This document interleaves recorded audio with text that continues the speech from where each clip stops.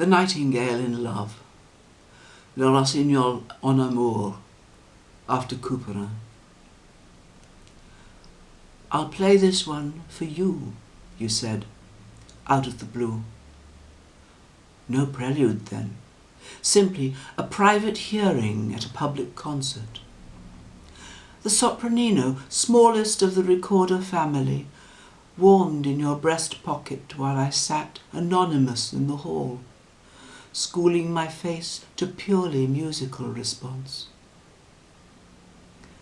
I watched you lip the pipe before me, breathe life into it, tonguing the phrases into flowing shape as underneath your hands the music grew. Oh, the roulades, the liquid melismatic tremblings of sound, the fainting ecstasies, bravura passions, mellifluous risings and fallings, the craft of it, seduced by a vibrant column of air.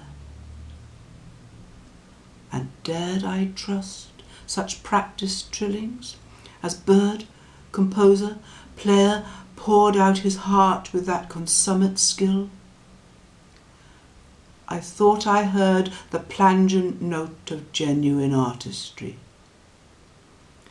but only know every performance since borrows your breath, your lips, to tell again those passionate promises.